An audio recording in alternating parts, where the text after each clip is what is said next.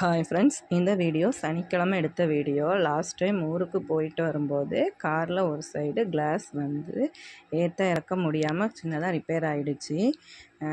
இன்றைக்கி வெளியூருக்கு ஒரு சின்ன வேலையாக நானும் என் ஹஸ்பண்டும் என் பையனும் போயிருந்தோம். வரப்போ அதையும் சரி பண்ணிடலான்னு என் ஹஸ்பண்ட் சரி பண்ணிகிட்டு இருந்தார். சரி பண்ணுறதுக்கு கிட்டத்தட்ட 1 ஹவர் ஆகிடுச்சு. பக்கத்தில் டீ கடையில் தான் நானும் என் பையனும் உட்காந்துட்டு இருந்தோம். இன்றைக்கி என் பொண்ணுக்கு எக்ஸ்ட்ரா கிளாஸ் இருந்ததுனால அவள் வரல. அவளுக்கு ஸ்நாக்ஸும் வாங்கிட்டு அப்படியே கார் வேலை முடிஞ்சதும் கிளம்பிட்டோம். கடைக்கு வந்ததும் கடையில் எல்லா திங்ஸுக்கும் ரேட் எழுதி பாக்ஸில் வச்சிடலாம் அப்படின்னு பிளான் பண்ணியிருந்தேன். கடையை க்ளீன் பண்ணதுக்கு அப்புறமா கவரில் எதுவும் வைக்காமல் வச்சா கொஞ்சம் தூசுப்படாமல் இருக்கும் அப்படிங்கிறதுக்காக எல்லாத்துக்கும் ரேட் எழுதி அப்படியே பாக்ஸில் வச்சிட்டோம். எங்கள் வீட்டில் நாய் குட்டி பிறந்த அன்னைக்கு வீடியோ போட்டிருந்தேன். அதுக்கப்புறம் பார்த்திங்கன்னா நாய் சூப்பராக வளர ஆரம்பிச்சிருச்சு.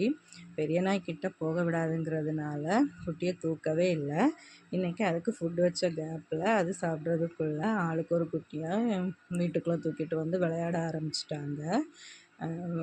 எங்கள் வீட்டில் மருதாணி மரம் இருக்குது. பட் பெருசாக பறித்து அரைச்சி வைக்கிறது இல்லை. எனக்கு கோன் வைக்கிறது பிடிக்காது. என் பொண்ணுக்கு அதில் டிசைனாக வைக்கலான்னு ஆசைப்படுவாள். பட் இன்றைக்கி நான் வர்றதுக்குள்ளே பறித்து அரைக்கிறதுக்கு ரெடி பண்ணி வச்சுட்டா. கொஞ்சம் புளியும் சீனியும் சேர்த்து அரைச்சா கொஞ்சம் அதிகமாக சமைக்கும். அரைச்சிட்டு ஃபஸ்ட்டு என் பொண்ணுக்கு வச்சு விட்டுட்டு அப்படியே நானும் வச்சுட்டு தூங்க போயாச்சு. நெக்ஸ்ட் வீடியோவில் மருதாணி எந்த அளவில் சிவந்திருக்குன்னு பார்க்கலாம். கோன் வச்சா டிசைன் வைக்கலாம். பட் இது வைக்கிறது உடம்புக்கு நல்லது. ஸோ எனக்கு இது ரொம்ப பிடிக்கும்.